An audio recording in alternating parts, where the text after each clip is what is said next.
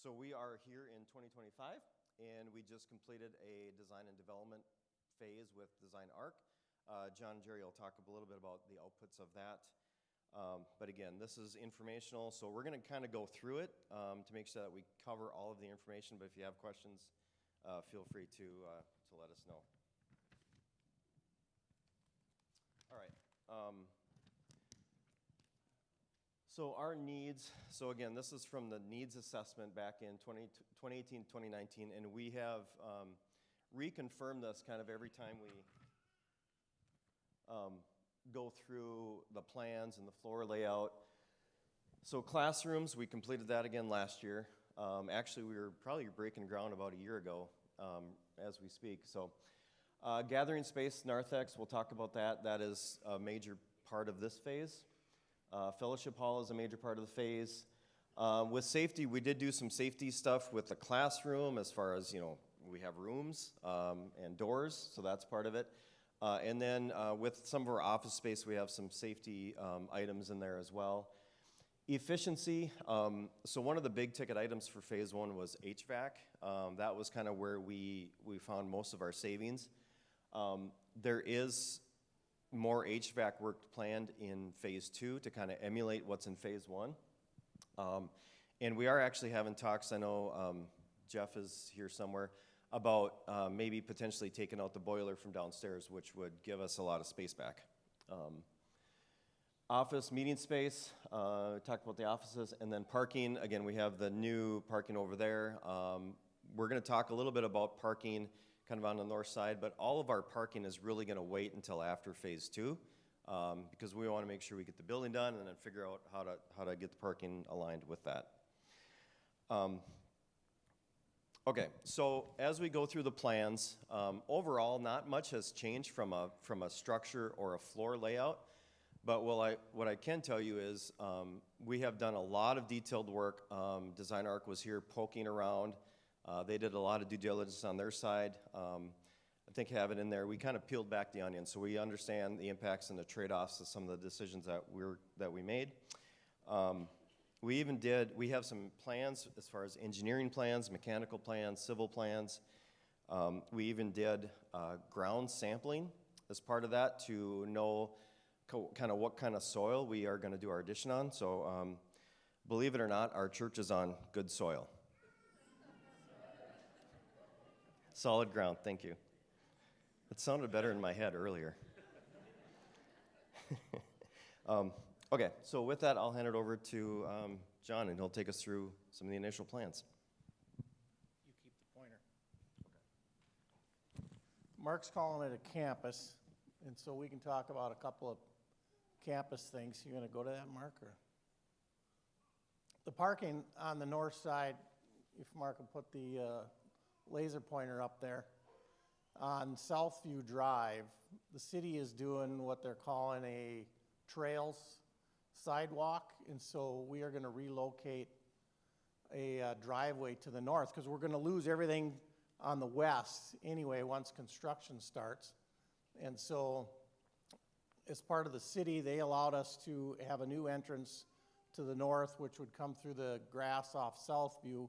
We'll keep the parking to the west side of the landscaping that's in the current parking lot now. And we'll continue we'll still have an entrance and an exit that's a little farther south by the kids' entrance door down below. But as you can see in red drawing up top, you can see that the driveway will come in from the north and we'll enter the parking lot on the north side. We'll still be able to use everything. We're not eliminating the drive over here off of Highway 23. And hopefully in time we'll add more parking spaces, which could include some temporary to the north side of the asphalt. I'll call it in the grass now, but it'll end up probably being some gravel or the rock again for a while. And like Mark said, we'll finish parking when the whole project is done. Any questions about that? Our temporary parking over here now worked pretty well. We didn't know it would turn out as well as it did, but we're lucky to have that because the parking is full pretty much every Sunday.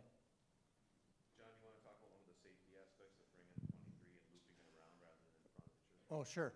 So eventually, when the project gets started, we're gonna have a new transformer in the, there's a little triangle there to the right. There's a little transformer that's gonna be there powering the new addition and the rest of the church, coming from the main line, the city's power. But we're gonna cut off the road that comes up right along here, out to the east, and it's gonna turn easterly before that, and it's gonna loop around, adding a few more spaces the way it is, and that won't happen until we're closer to the end. But, you know, the safety issue is people crossing that all the time. They're not gonna have to do that anymore. We'll have a sidewalk a little further north, and the cars will turn before they get to the curb. Is that good, Dave? Yeah. Yep, keeps them away from the front of the church. Hopefully that'll eliminate a lot of the people that drive through every day, 100 times a day. Anything else on that? Everybody satisfied with parking? I'm sure not, but it's as good as we can get it. Phase 2. Jerry? Go back to the one before it, Mark. So pretty much the plan is staying the same as it always has been. As Mark mentioned, there's been tons of tweaks. So we literally went through every room. How does this door need to enter the room? Hallways, security, the kitchen, how does it function for flow? So there was a lot of time spent. So the master plan really hasn't changed very much, but underneath it, we went through literally dozens upon dozens of iterations, and every time it seemed like we'd find something a little bit better. And some of it was for functionality, and some of it was cost savings. Hey, can we eliminate this door? Well, that's a savings. So overall, it's kind of the same, but underneath, we've made a lot of changes. So I'm going to go through each of the major areas here. So the first one is the fellowship hall. So one of the things, we had an iteration where we had some pillars in here because it was going to be a lot cheaper to build. After discussion, we reached out to a number of people outside our committee and talked about that. Overwhelming feedback was a clear span would be much preferred. So we've designed that into here. We actually saved some money in some other areas to make up for that, being able to have a clear span, but that was viewed as to be something important. In the lower left, we've got 2 storage areas. One request was, can we have a lot of storage for the tables, for just everything you need to make a fellowship hall function? So we've got 2 nice storage areas. And then from the kitchen standpoint, we had a design subcommittee. Lori and a number of other people led that, just focusing on the kitchen, and that group did a phenomenal job. We reached out to people that work in kitchens, work in large, just with a lot of food, and that they really tried to see what every piece of equipment from downstairs could be brought upstairs to be reused, thus saving us some money. And they went through multiple iterations there of how does this work for flow. So we have a really nice dishwashing area with a pass-through dishwasher right now. So they've really thought out everything it takes to make that kitchen work. We have 3 serving counters. You can kind of see them in blue if you want to highlight them, Mark. One for the fellowship hall, one for the narthex, and then we have a small one for a little gathering area I'll talk about on a later slide. Large pantry space was requested. We're a little short on storage for pantry downstairs, and so we gave them a very large pantry room for being able to store food and different things.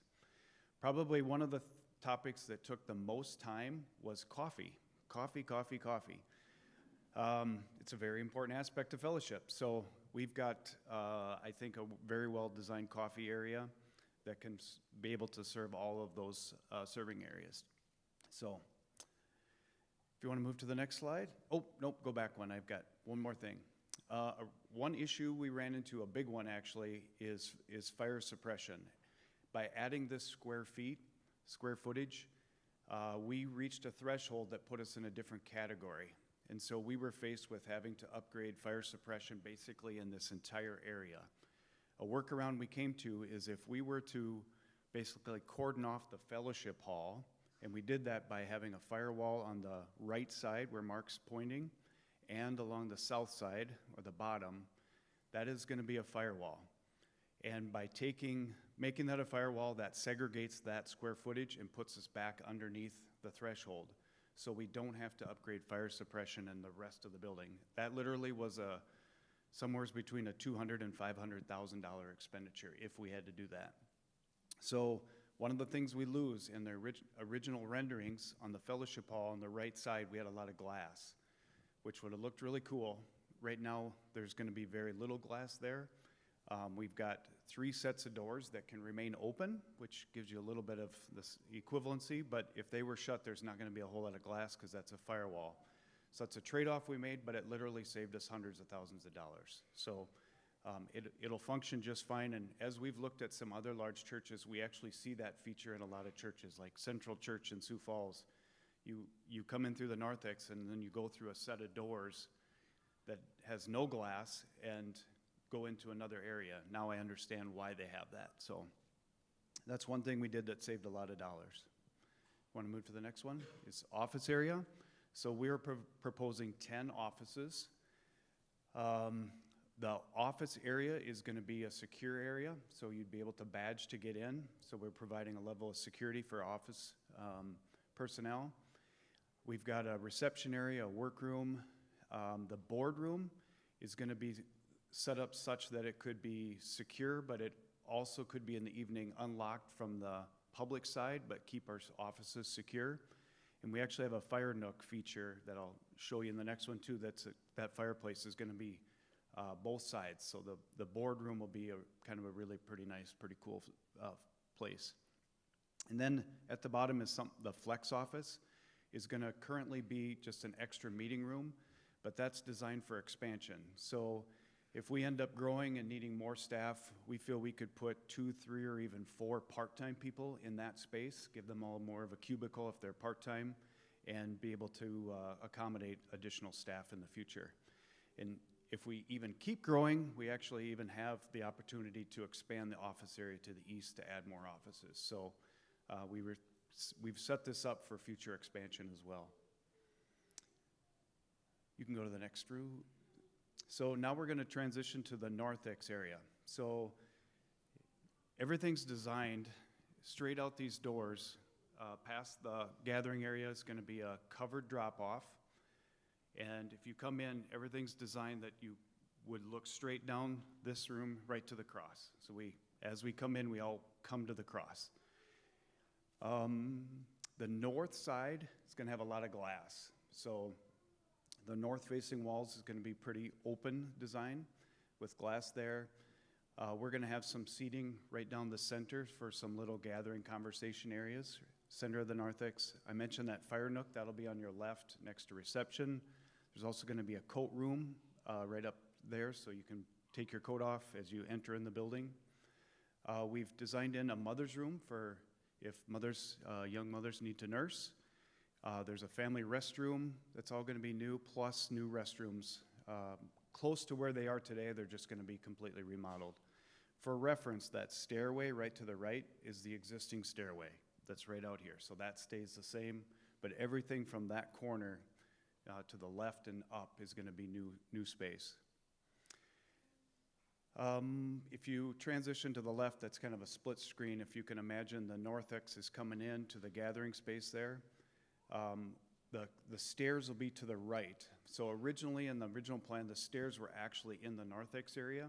So we decided to move those out of the original area to keep that kind of clean and open. And we tucked them right along the kitchen. So that'll be a stairway going straight down with the landing and then keep going down into the basement. And then behind that, we've got kind of a multi-purpose space. It was a space we were struggling with what to do with that. So we've actually turned that into kind of a gathering space. We'll have some nice couches and just a waiting area. Mostly designed for parents of young kids, maybe waiting for their kids to come out of Sunday school. It gives them a nice little waiting area. Plus, there's a small counter to the kitchen, so we can have coffee served right there as well. Yep. Yeah, the prayer room is right where the multi-purpose space was. So one of the things we really struggled with, one of the biggest challenges was structure. So if you see some dots, which Mark will probably circle on there, those are existing columns that support the space out front of the sanctuary. I'll start on the right-hand side around the adult ed and chapel. We originally had the chapel to the north, and we actually completely flip-flopped it, and the biggest reason was structure. We have two major pillars right in that wall that Mark's highlighting that really threw a kink into things. And so we actually went through a number of iterations of where does the chapel go and where does the adult ed room go. And by flip-flopping it, it actually helped us not have to worry about moving those pillars, which was literally going to be, I think, that group of pillars was about $150,000 just to get rid of the pillars. So we have a nice adult ed space.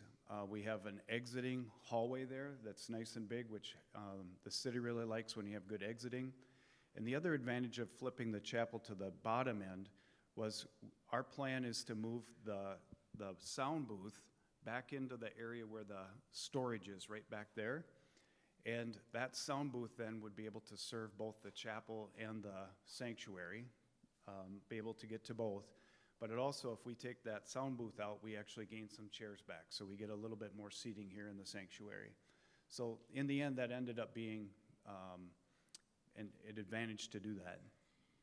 And then on the left-hand side where the current serving kitchen is over here, the plan is to move the nursery into that space. One thing on the adult ed space and the chapel and the nursery, that can't happen until after the big addition's done. Because when we do the big addition, we're gonna need the current entrance over there to come into. So that would kind of be a phase 2B project. The nursery, we actually are planning to split that, the current serving kitchen. That nursery space is actually a little bit larger than our current nursery space. And we were able to move storage because we're taking some storage away by putting the sound booth in that storage room. We're moving that storage over to the other side. So still wanted to provide storage space. You can go to the next one. All right, basement. So those stairs reflect where the new stairs will come down. That's right in the kind of the middle of our current cafeteria eating space in the basement. Once again, we had to work around some pillars, but we were able to do that. The flex space and open gathering space that's highlighted there that's kind of got lines through it, we're not planning to do a whole lot there in this phase. We're gonna kind of wait and see. The opening gathering space is where our current kitchen is. So after we get this phase 2 done, then we can evaluate what to do there. That is an option, by the way. We might do some of that internally to save some money, a lot of demolition. Maybe we can get some volunteers to take care of that. But our plan for that space eventually is to keep it open. One thing we need is a gathering space for the children to do like opening worship before Sunday school. So the thought is we could give them that space. They could go down the stairs, do the worship, and then go back upstairs to their classrooms. So as of now, we're kind of planning to keep that open. And then where it says flex space, the original master plan had classrooms in there. Currently, we have enough classrooms. We could put some more in there if we needed to, but we're kind of gonna just delay that and see what we need down the road. Two things we were forced to do was add more bathrooms in the basement. So we've got two, as part of this project, those 2 bathrooms, those are right out front of the elevators. We're working in 2 bathrooms right in that space right there. So that's something we have to do for code, is add more bathrooms in the basement. And then on the north side or the top side of the stairway, we're adding a storage room. And then there's a mechanical room. That'll be a new space right there, and a large storage room. Part of that large storage room actually would be to a future expansion. If we ever did add a gym, it would have access to that space from the other side. So that's actually a very large storage space that we can store a lot of VBS, things like that stuff in. So that's our basement. Next slide, Mark. You got it?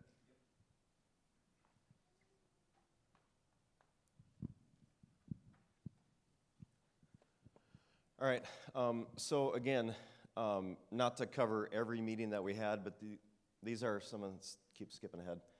These are some of the items that took a lot of the discussion within our meetings.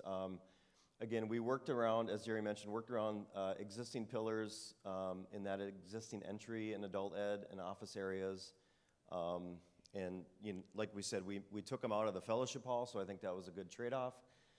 We did scope out the basement build, but includes bathrooms, do demo and make sure it's usable. Kitchen, again, we had the subgroup. We discussed a variety of uses and functions.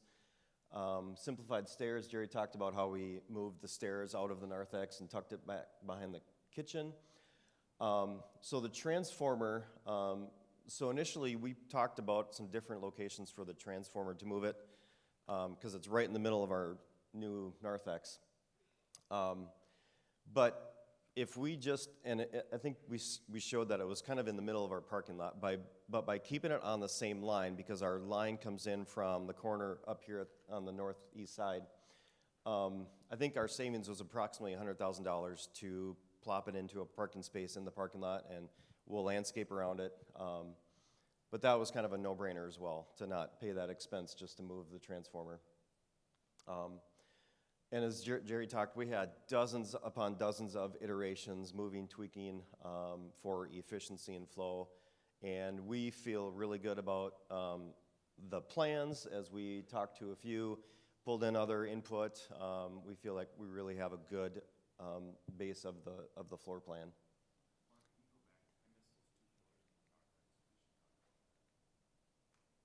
Oh, right. Yeah.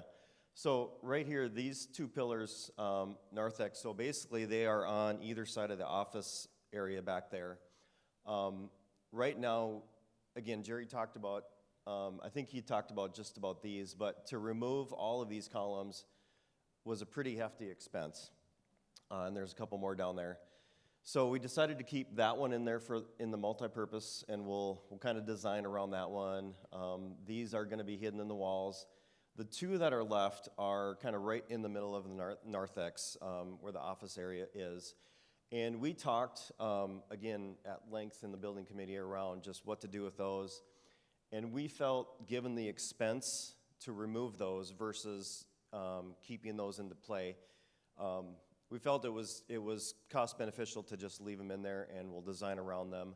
But I would say if, depending on where we are with finances and such, that could be one of the first things to be talked about. But again, that is a very hefty expense. Yeah, but what? Kind of a little kiosk. Yeah, yep. So any questions on that? Does that cover it? Okay.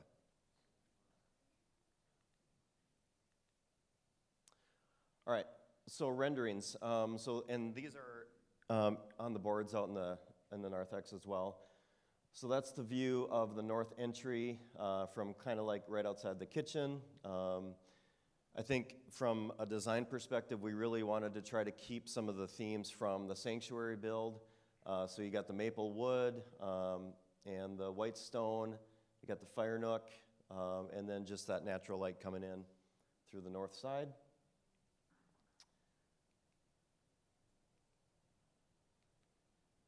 And this is from the north entry looking down into the sanctuary, so you can see there's basically a direct line, direct sight line. Some acoustical panels up there for noise absorption as well as on the ceiling. And you can kind of see there's the firewall that Jerry was talking about with our 3 kitchen doors. So again, these would be open most of the time. And there's the fire nook over here, and there's the kitchen serving counter. And this is in the fellowship hall from the northwest corner, looking back into the kitchen. So I think we said at the front, that's space for about 250 people in the fellowship hall. And some of the tables that we got from phase 1 will serve this space as well.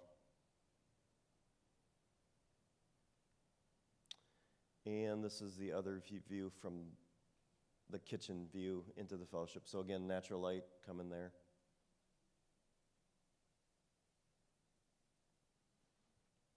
All right. Oh, two more. So this is the exterior view from the parking lot. So you can see an elevated entryway with the covered entry in the vestibule. And, oops, keep skipping here. Sidewalk on the east side, and then there will be a sidewalk on the west side as well, coming from the classroom area over here.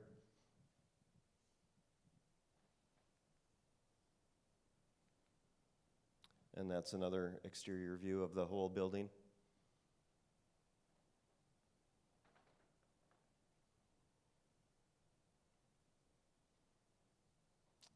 Okay. All right.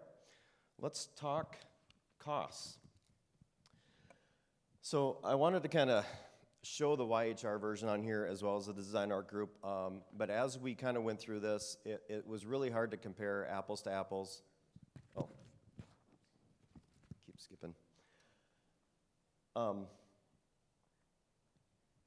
It was really hard to compare apples to apples because YHR kind of groups things differently and called things differently than Design Arc. So kind of peeled it back and just used kind of summary items and then rounded numbers. We'll talk more about the exact costs and capital appeal in the mid-year meeting. But basically YHR all in was about $8.5 million. That's kind of we got to the point of, gosh, we just can't do that. So that's where we made the decision to go with Design Arc.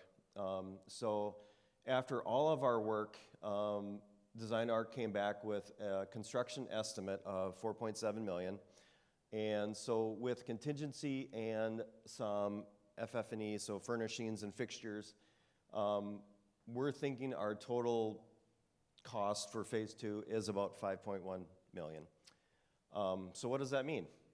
From a capital appeal perspective, after phase 1, after all of those pledges are current, we'll have approximately $2 million in hand at the end of that.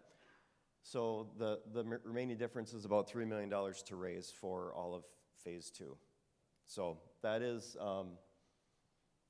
very doable. It's a lot better than the first number. But again, from a building committee capital appeal perspective, we feel really confident in our plan. There has been a lot of work, a lot of detail that has been identified. And I think with us, we feel like that is a very good number as well. So it is a big number, but it is a good number.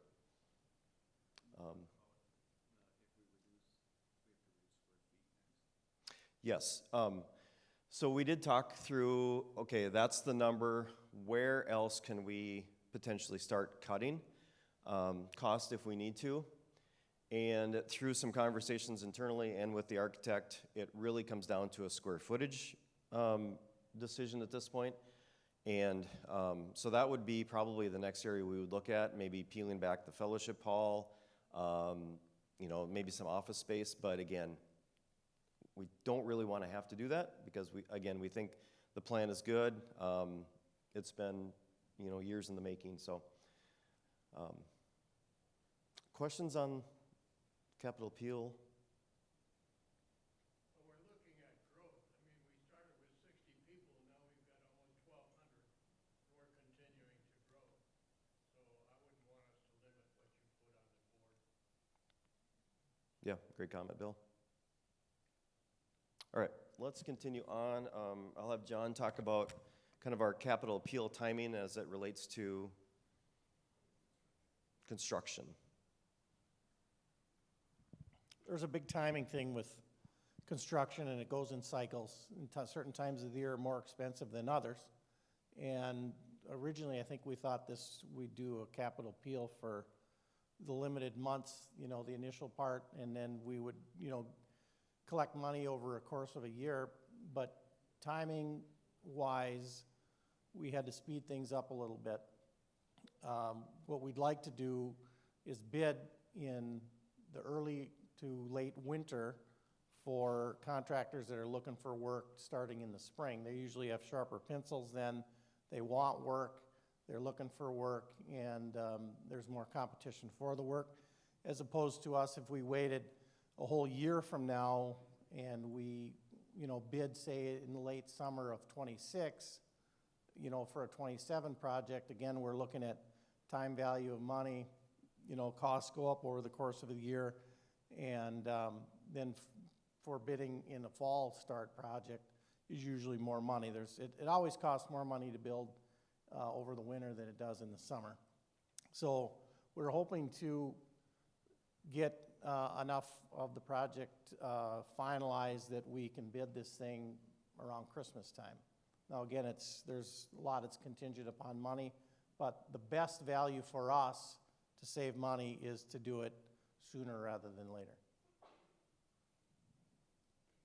So basically, what you said, Mark, is at the end of phase one tithing, we should have $2 million in the bank to help begin this process. Right.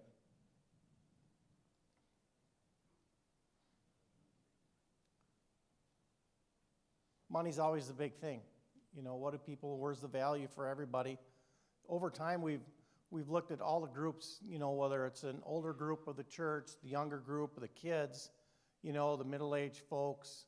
We hope the project encompasses everyone in that. So there's value for everyone here. And if we don't do it, there's no value. And I think we would burst at the seams if we don't do something. So we hope, it satisfies the vast majority of every group, and that, money that you guys feel that you want to give is, brings some value to everyone. How much additional seating are we going to have for sanctuary?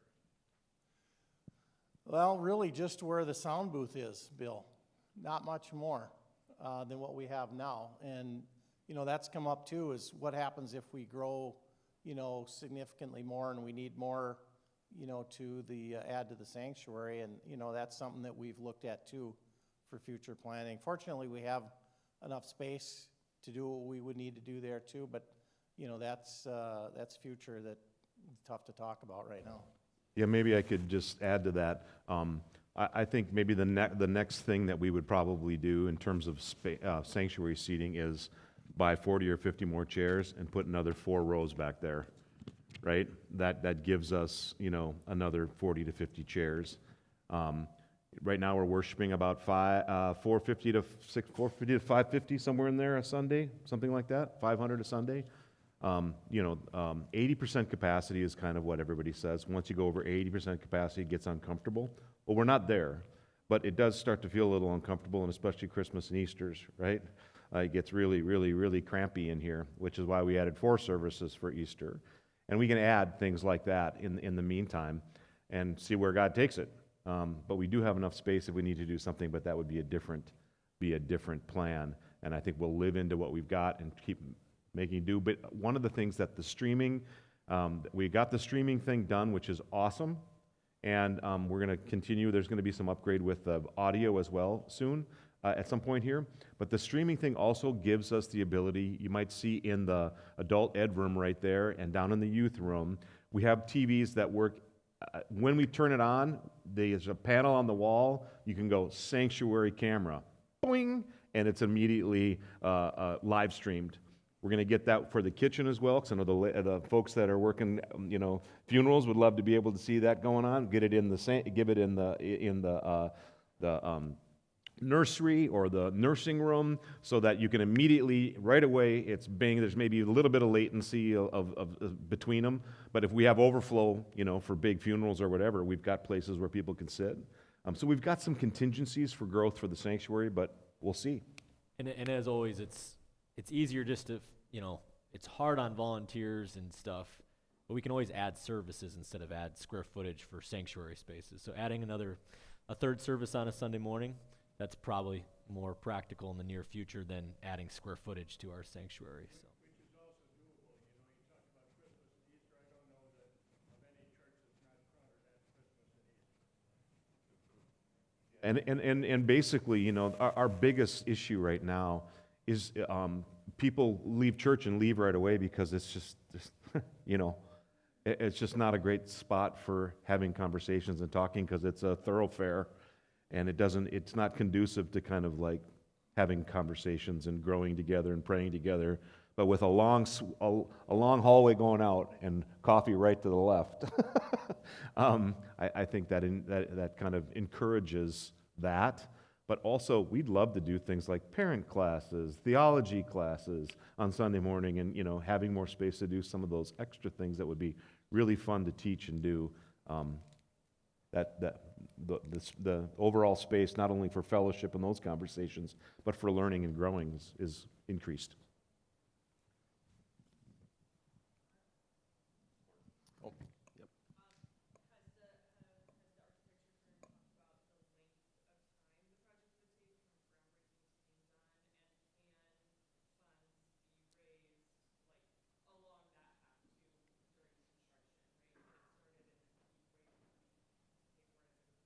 Yep, 18 months, was that? 15, okay, 15-month construction timeline. And that will be one of the discussions that we can have in June, is what happens if we raise X amount of money, like part of it or all of it or more than all of it, what do we do? So we will talk about that. Yep, that'll be one of the options.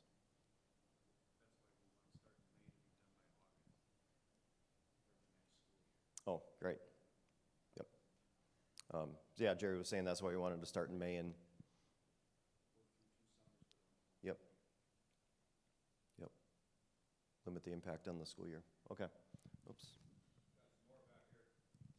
Yeah.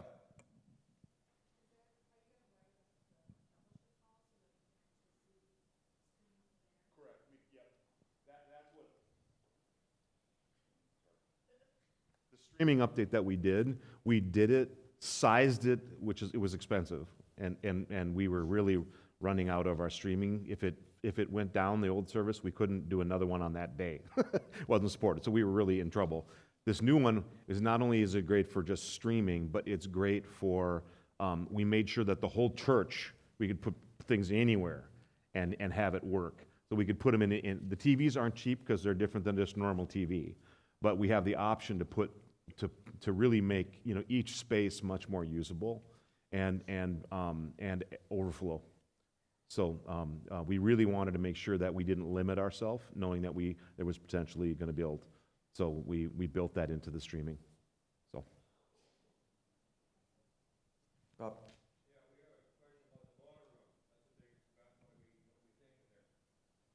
The boiler room? Good question. Where's Jeff? Yeah, I think it's going to go. I mean, yeah, all indications are it's going to go. Is that enough detail? It's going to go. Oh, I think one of the things that we did in the new space, rather than get so complicated, which the architects that did this space made things way too complicated for us on a HVAC way. We made it, didn't we do this? And in the new Sunday school space, we made it really easy. There's things on the wall, and you can turn it, and heat goes up or heat goes down. And it's more like a residential furnaces rather than some grand going 17 pages on a wall panel, and you don't know what you're doing, and everything is all goofball, and we want to keep it simple and good and cheap. That saved us $300,000 over there by not doing what the architect said and by going with more residential units. And by the way, residential units are cheap to fix as opposed to a big, huge boiler. So. I think we need to give the committee a big hand for all the work they've done. Thanks, Bill. All right, we will be available here before the next service. We'll be in the back at the end of the second service as well if you have any other questions. But really our next steps, we ask that you pray about the project, pray about how you can be involved. As we showed in the front slide, we want this thing to be Spirit-led. So how is the Spirit leading you? How is the Spirit leading us? Greg talked in a sermon around discernment leads to knowledge so that we can understand what's good and excellent. I paraphrased. So we want to discern together, ask questions, let's talk about it. And then in June at the mid-year meeting, June 18th, is that right? Yeah. We're going to ask for congregational support, formal recommendation on the plans that you saw, as well as the capital appeal numbers that you saw as well. So that is what's up. Yeah, Candace. Yeah, we're going to do that. I mean, I'm not sure exactly when and how we're going to do that, sending out plans, because one of the things we needed to make a decision on is, are we going to do another capital appeal? I mean, the congregation has to inform us to do that. We can't do any of this without another one, right? But we have also 100 and more giving units than we did when we did the first capital appeal. So there's a lot of new people. Some won't be able to give again that have already given. That's the nature of the game. Some are like, oh, we were able to do that. We can do that in another couple of years, right? Or maybe things have changed. Or maybe maybe we've got 1,000 acres and 40 of it's hunting, and we could give that to the church and sell. You know what I mean? There's all kinds of ways to get creative, or in terms of things that we need to look at. But I've said this before, we can manage $1 million debt with what we have right now. This congregation's pretty darn conservative. And that's okay, that's good. But that means that we have to all believe enough to give and keep it under. But there'll be debt somewhere because we have to have construction, you know. The nice thing is if we have $2 million in hand now, we can use that as construction and not go into $2 million of interest debt in the construction process, right? So, and if we decide to do a capital appeal, and if it's a 2 or 3 year capital appeal, and we have that, if the congregation's like, oh, there's $3 million coming in, it's going to be over the next 2 or 3 years, that'll just kind of be a nice flow, let's get going with it. But the congregation might say, let's not go until we've got it in hand. I mean, that's going to be up to all of you. You've heard John, it's going to get more expensive and those kinds of things. We have needs, but we just have to discern together what the right thing to do is. And then let the Spirit lead, and then trust what God does in each of us, but in us as a congregation. So the nice thing is that we're not starting from zero, and these people have done amazing work to not let things get out of hand, which is why a long time ago the congregation said, jettison the architect. This is not getting cheaper. And the design art group were really great to work with. They were very helpful, so that was awesome. Any other questions? Again, this will be led by the congregation, whether, to start a capital appeal, to do a, to send it out and do this, but to wait is to make it more expensive. So we'll just have to trust and pray. Trust and pray, trust and pray, trust and pray. Spirit needs to move.